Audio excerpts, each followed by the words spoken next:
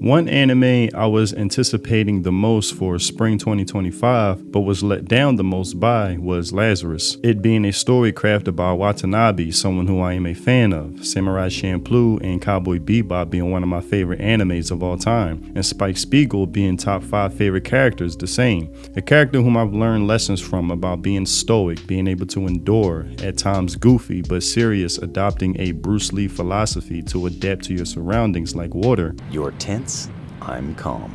It means becoming like clear water. Water.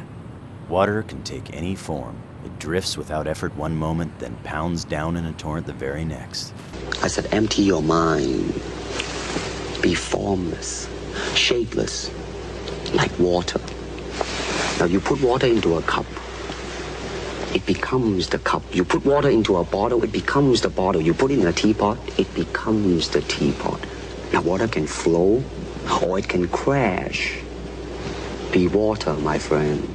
With his famous quote, "Oh well, whatever happens, happens." Which sums up his mentality in a few words. The type of anime that appreciates with time as you grow older, experiencing more, being able to relate to certain themes that anime has to offer, being able to treasure certain gems that show drops. So for Lazarus, I had high expectations. Now, I usually don't make videos discussing anime I don't like because I simply just don't watch them. But for this video, I want to use Lazarus as an example to address a broader point that I think this article also addresses. Lazarus is the final straw we need to not let the anime industry get too influenced. Westernization is slowly depriving the anime industry of its soul, and Lazarus is just one of the many anime that has fallen prey to this influence. And with this, I agree. I talk about this often. When it came to Lazarus, I only watched up to the 3rd episode, and after one scene, I finally thought, nope, this wasn't made for me.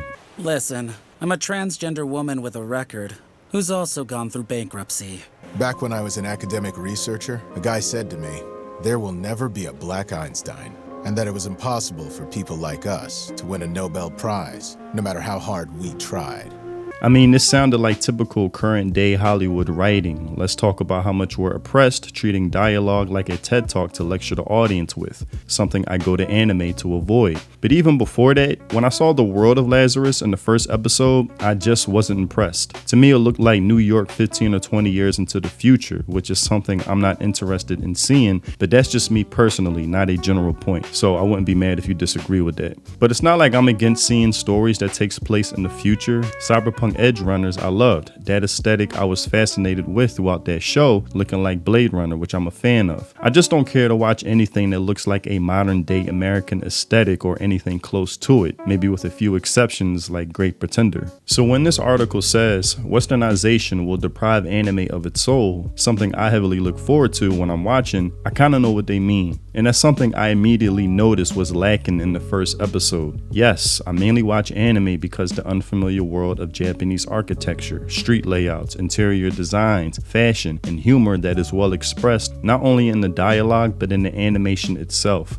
But even when they tackle stories in the Western world, they still do a flawless job maintaining that anime feel to it, where you know a Japanese creator did this. For instance, when I watched Steamboy taking place in London or England, despite the setting it takes place in, I still got the soul of anime that was put into it. That plus Axel seemed too much like a ripoff of Spike. Certain jokes didn't land for me, and I really didn't care for the free running or parkour scenes. I feel like they put that in there just to show the viewer, look, doesn't this animation look cool and fluid? Makes you want to watch more, doesn't it? And I don't know, it just seemed a little unnecessary and forced to me. And it's something I got a better sense of when Watanabe commented on the action in a recent interview. Watanabe admits this is a first for him. Working on an actual action series in over 20 years, he knew he needed assistance to get his vision caught up with the current vibes. He brought in John Wick director Chad Stahelski, I'm sorry for mispronouncing your name, I already know I am, to help crank up the action scenes. Now, for me, I view this as an unnecessary approach for the type of creator I see Watanabe as. The kind of viewer Watanabe attracts with his works are more interested in story, his humor the characters offer and bring, and also the character dynamics of different personalities interacting with each other.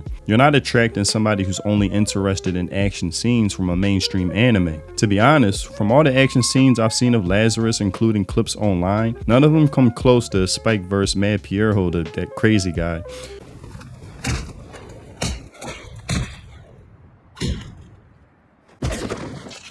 And though it wasn't the most flashy, there was something to that scene that had so much personality, style, and weight to it that it sticks with you decades later. Even the color tint is still vivid in my mind. He also says, in the past, anime production budgets were very low, so there wasn't much wiggle room for what we could actually make. And I think that says so much about what it means to truly be creative. Being creative isn't having everything at your disposal and unlimited access, but it's working with limited resources and means, and in spite of that, creating something that's truly remarkable. That's where true creativity thrives. And the concern I voiced in previous videos that with global popularity of anime will come a shift in how Japanese creators embrace their art. Along with huge budgets they're not used to dealing with, influencing them in ways maybe they're not aware of themselves. And this is a point also addressed in the first article. Lazarus is proof that the anime industry must stay loyal to its spirit rather than falling prey to westernization. The industry has always been celebrated for its unique storytelling and cultural depth. However, now it faces a growing threat due to Western influence. Even a series like Lazarus, which the legendary Watanabe created, has fallen prey to westernization.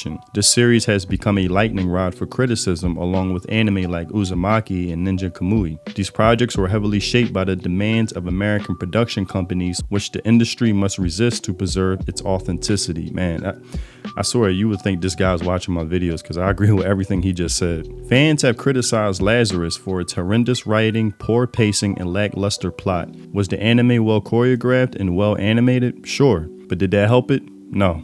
Fans have been lamenting the failure of Lazarus on social media platforms, with some of them pointing fingers at a few executives like Jason DeMarco.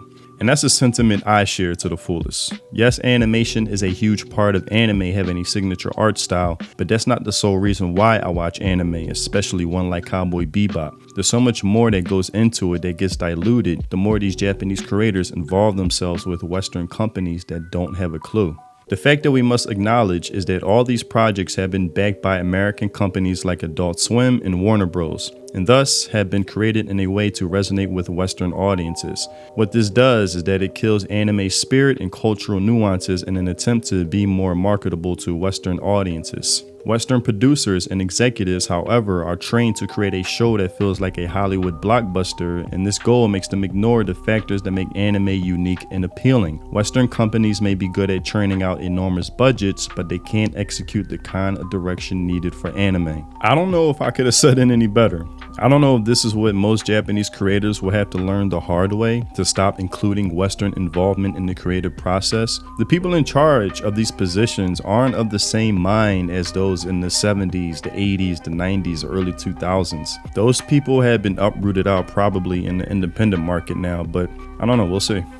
But that's all I have for this video. Tell me what you think in the comment section below. I'm still looking forward to anything new Watanabe creates. He's given me good memories watching Cowboy Bebop with my dad and brother. Samurai Champloo is the reason I started making AMVs in the first place, RIP Nujabes. My only advice is stop working with the West and only license to them what you created in Japan, without them nudging you in certain directions regardless if it says you had creative freedom on paper or not. It'd be for the best. Also, if you haven't already, check out my music on Spotify, links in the description. If you love those Samurai Champloo lo-fi mellow boom bap vibes, then my music is definitely for you. And if you want to support me and the content I create, consider joining my channel through memberships. It's much appreciated. Thanks for watching, and I'll see you in the next video. Free think. Peace.